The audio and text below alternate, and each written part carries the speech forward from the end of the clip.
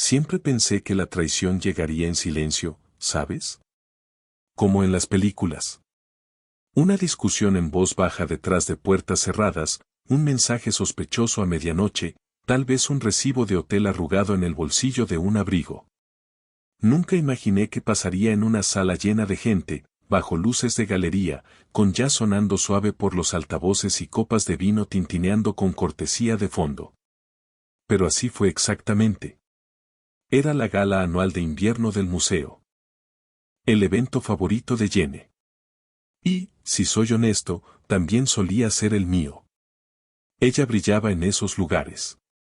Caminaba sobre el mármol como si le perteneciera, deslizándose entre donantes y curadores con una elegancia ensayada que me hacía sentir orgulloso de ser el hombre a su lado.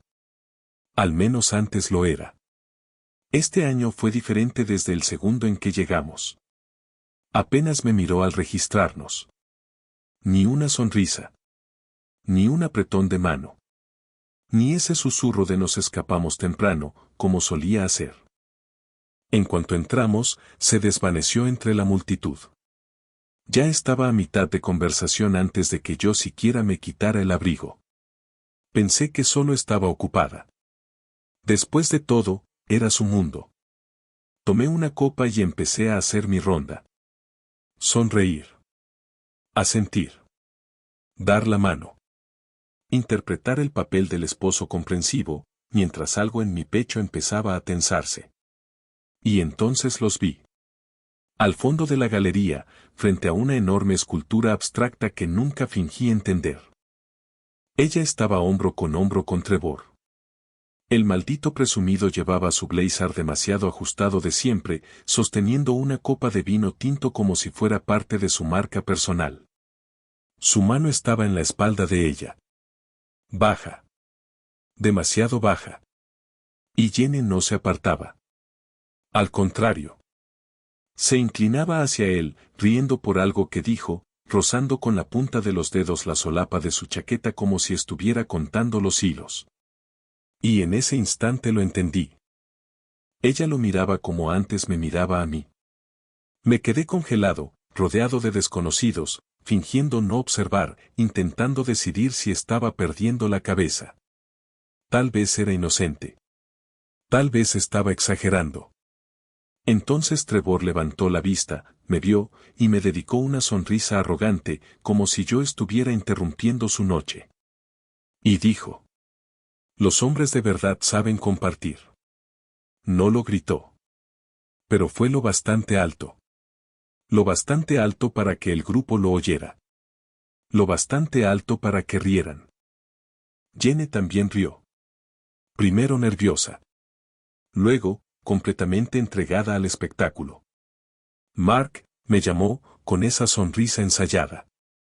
Siempre has sido tan relajado. No te pongas tenso. Como si el chiste fuera yo. Como si el que se estuviera humillando fuera yo. Las risas fueron suaves, forzadas. De esas que la gente suelta cuando no quiere involucrarse, pero tampoco quiere ser el único que no ríe. Esa risa falsa de alta sociedad que te hace sentir más solo que el silencio. Empecé a caminar hacia ellos. Sin correr. Sin montar una escena. Paso lento. Deliberado. Una mano aún sostenía mi copa. La otra descansaba dentro del bolsillo de mi chaqueta.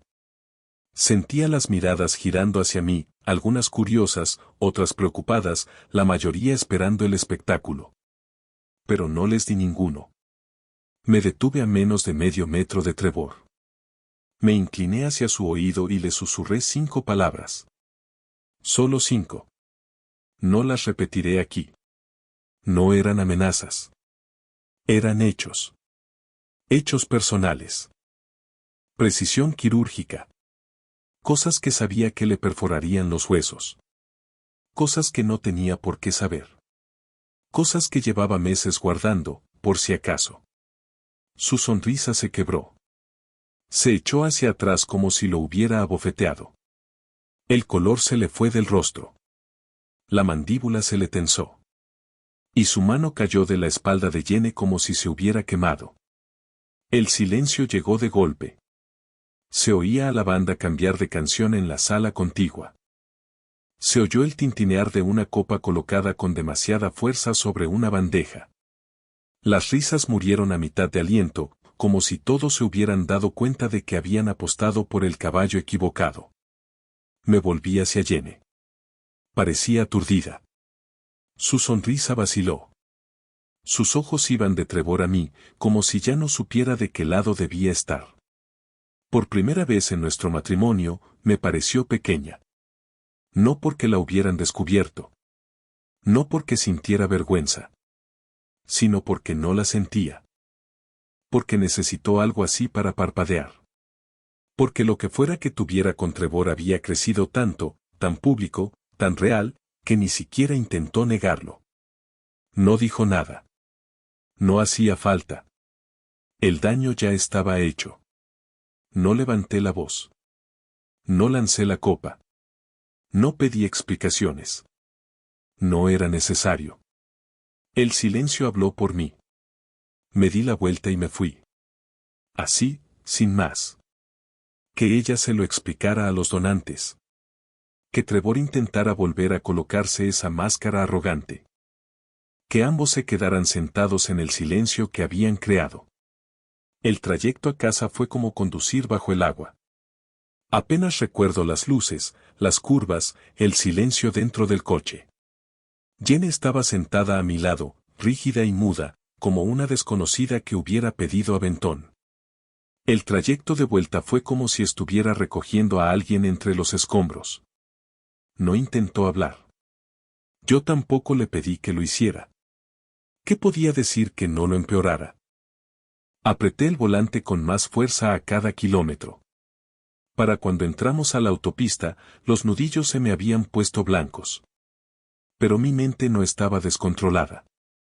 Estaba fría. Clara. En algún punto entre el museo y la puerta de casa, algo hizo clic. Se activó un interruptor. La humillación dejó de doler. Se endureció. Se volvió algo más útil. Aquello no había sido un error torpe en el calor del momento. No eran dos personas confundidas en la niebla del coqueteo. No. Había sido deliberado. Descarado. Escenificado. Jenny no solo me engañó. Lo exhibió. Quería que lo viera. Quería que lo sintiera. Y esa certeza hizo algo dentro de mí. Cuando llegamos a casa, no grité. No acusé. Abrí la puerta, colgué el abrigo y entré en la cocina como si fuera cualquier otra noche. Jenny entró detrás, despacio, observándome como si esperara que explotara. No lo hice. Se quedó en el marco de la puerta, como si quisiera decir algo. Alguna versión de no es lo que parece o bebí demasiado o solo es un amigo. Pero las palabras nunca salieron. Sabía que sonarían vacías. Y tal vez eso era lo que más la asustaba. Me serví un vaso de agua, lo bebí de un trago y dije lo único que tenía energía para decir. Me voy a dormir. Nada más. Sin acusaciones. Sin discusión. Sin drama. Que se quedara con el silencio. Que se preguntara qué venía después. Porque la verdad era que ya no estaba enfadado. Estaba calculando. En cuanto subí, cerré la puerta del dormitorio con llave, saqué el teléfono y empecé. Primero lo conecté al Bluetooth del coche y accedí al sistema de diagnóstico, algo con lo que había estado trasteando meses atrás cuando cambié el estéreo. Luego abrí la aplicación que llevaba guardando para emergencias. Un pequeño software que un compañero del trabajo me enseñó una noche de cervezas. Diseñado para control parental y seguridad de dispositivos. Claro. Instalé el rastreador en el teléfono de Jenny sin necesidad de tocarlo. Se había conectado a nuestra red Wi-Fi cientos de veces. Con acceso a la red compartida, su móvil era prácticamente una puerta abierta. En menos de 5 minutos, lo tenía todo. GPS. Actividad de aplicaciones. Metadatos de mensajes. No estaba intentando hackearla.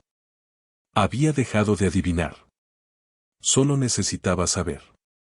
Y ella jamás lo vería venir. Me quedé mirando la pantalla durante largo rato, observando el punto azul que representaba su teléfono, parpadeando suavemente en el mapa. Esa noche no se movió. No salió de casa. Quizá había notado que algo había cambiado.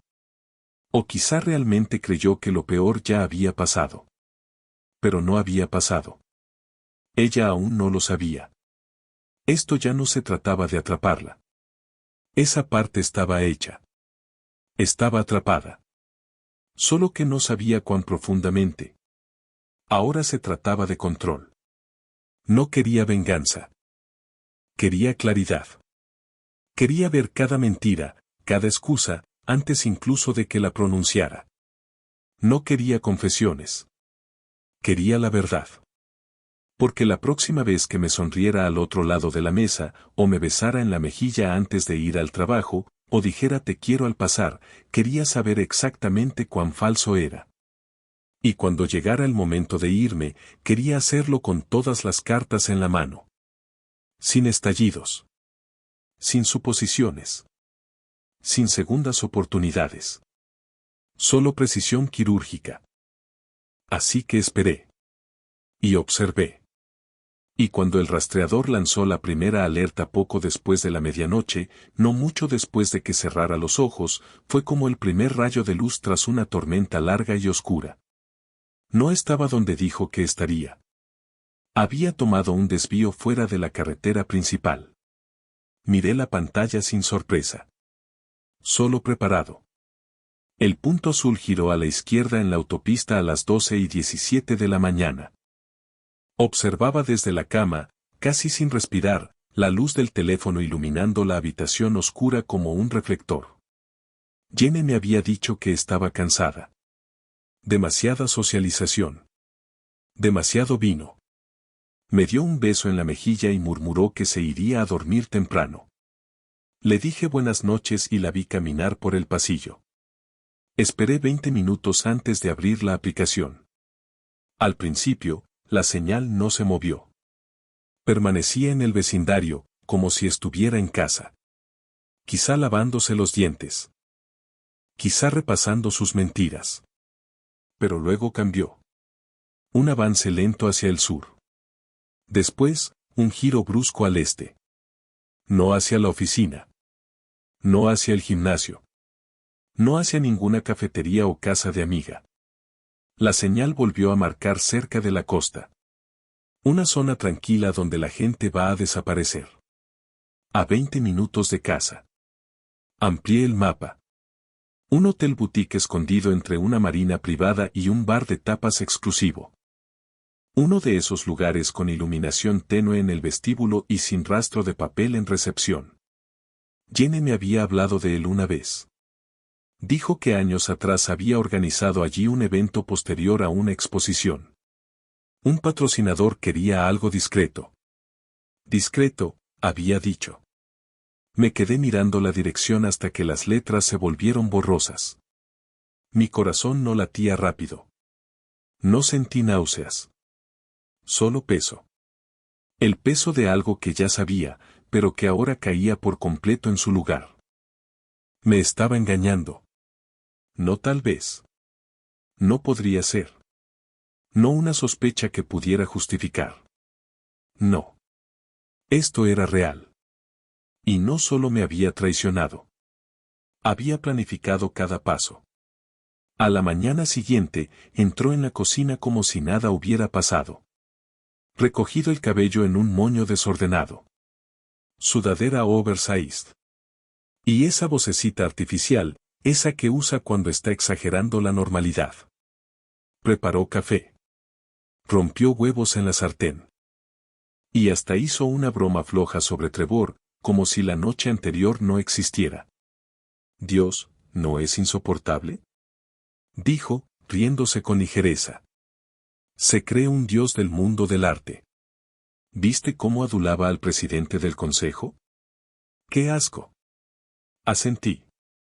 Tomé un sorbo de café. La observé moverse. No me preguntó qué opinaba de la fiesta.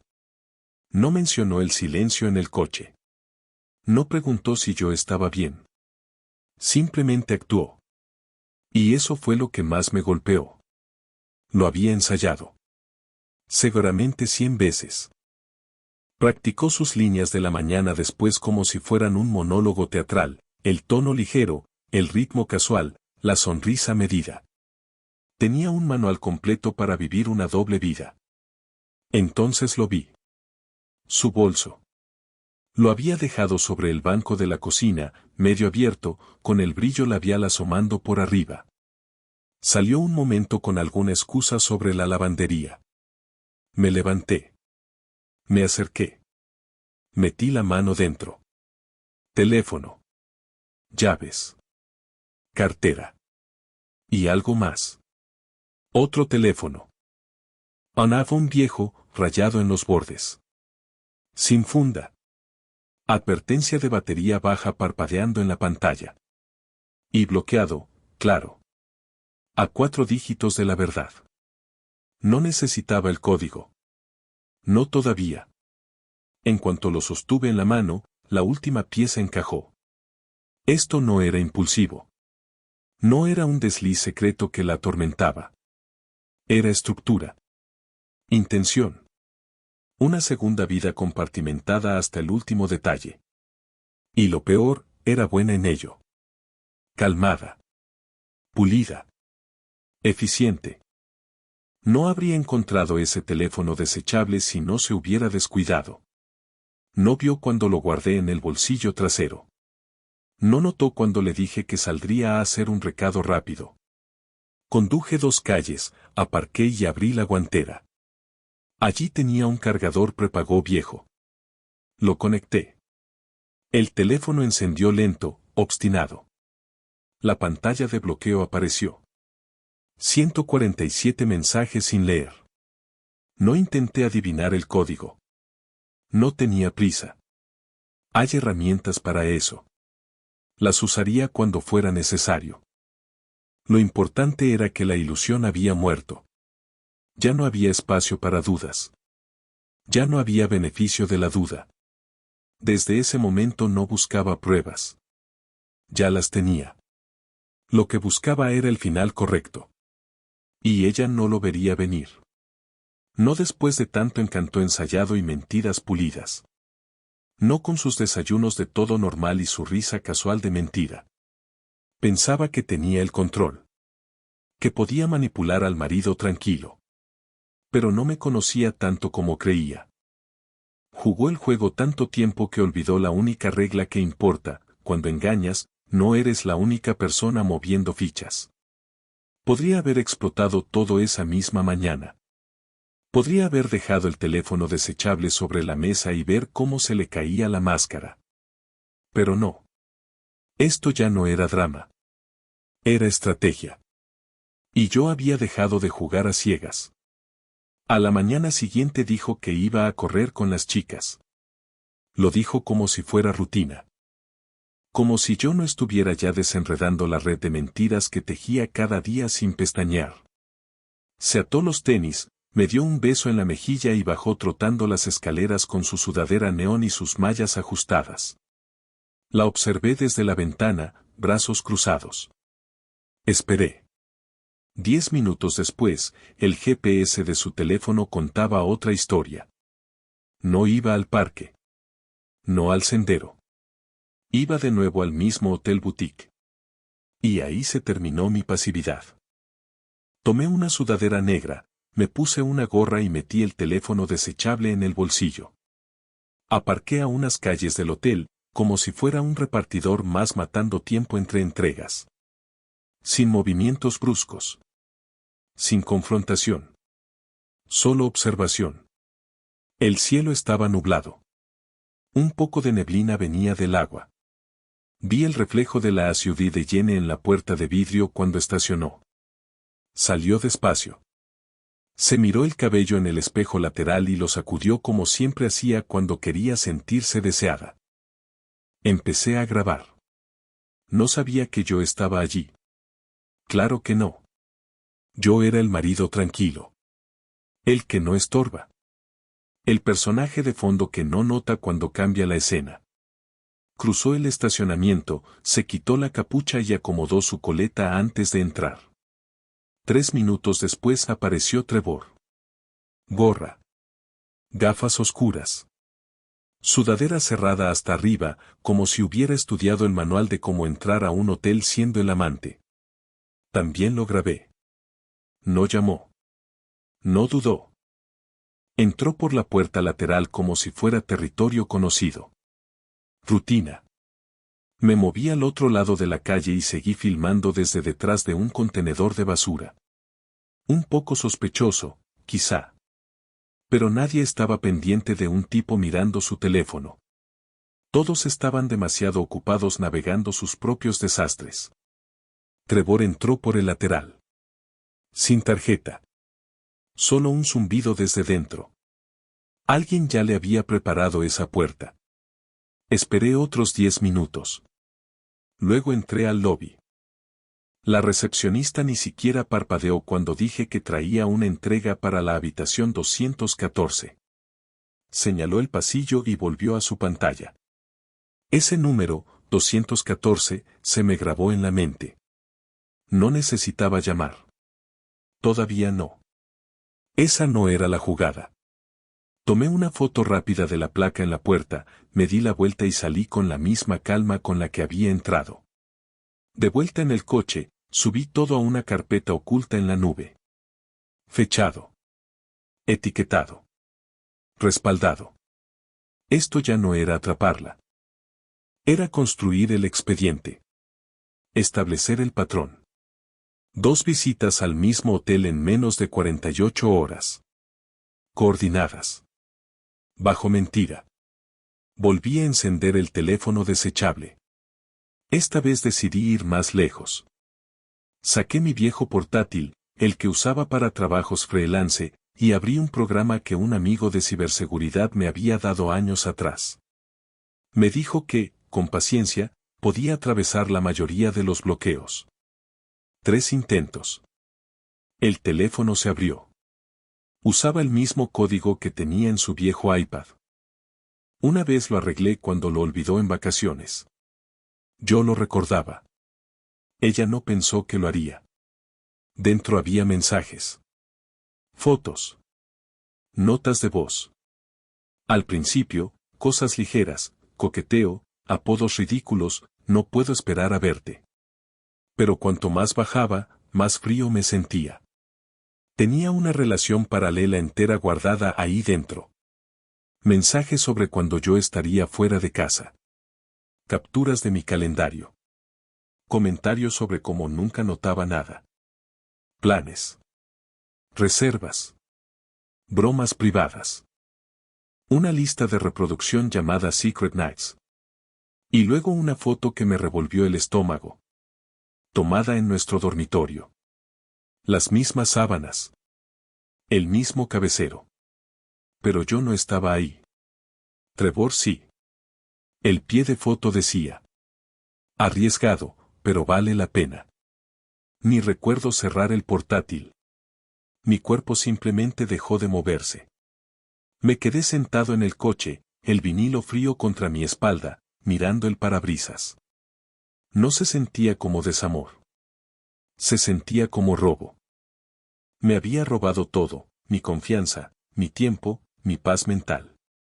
Había montado una traición tan ensayada, tan hermética, que casi aplaudí la audacia. Casi. Pero no hubo aplausos. Solo silencio. Y un plan. No volví a casa hecho una furia. No irrumpí en la habitación del hotel. Ese no era el punto. Ya no era emoción. Eran hechos. Porque personas como Jenny y Trevor viven de la negación. De las zonas grises. No es lo que parece. Solo hablamos.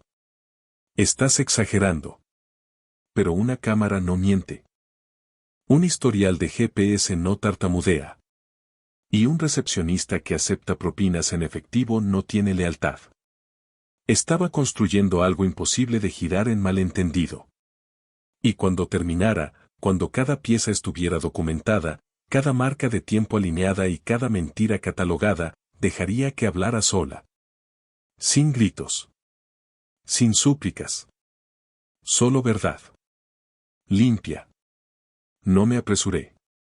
Dejé pasar un día. Dejé que Jenny se acomodara otra vez en la mentira. Que enviara más mensajes. Que hiciera más bromas. Que tarareara por la casa como si todo estuviera bien. Así funcionaba ella. La rutina era su escudo. Mientras todo pareciera normal, creía que podía correr más rápido que la verdad. Pero yo ya sabía algo. No estaba intentando salvar el matrimonio. Estaba intentando gestionarlo como una marca dañada. Sonríe. Finge. Gana tiempo. Solo olvidó una cosa. Yo ya no jugaba a la defensa. El día que los confronté, empezó como cualquier otro. Me levanté temprano. Hice café. Respondí correos de trabajo. Ella entró a la cocina con el cabello húmedo de la ducha. Llevaba la bata que le regalé hace 2 cumpleaños. Me besó en la mejilla. Voy a brunch con las chicas, dijo. Quizá haga unos recados después. Como si me estuviera haciendo un favor. Asentí. Maneja con cuidado. Me sonrió. Sonrisa real. Creía que yo volvía a comprar la historia. 1 hora después, su teléfono marcó la ubicación. El mismo hotel. La misma habitación. Me estacioné a la vuelta de la esquina. Esperé a que se instalaran. Dejé que creyeran que la mentira seguía respirando 1 hora más. Luego entré. Sin disfraz. Sin gorra. Sin sudadera. Solo yo. Calmo. Con derecho a estar ahí. Porque lo tenía. La recepcionista ni levantó la vista. Ya conocía el camino. Pasillo izquierdo. Máquina de hielo. Segunda puerta desde el fondo.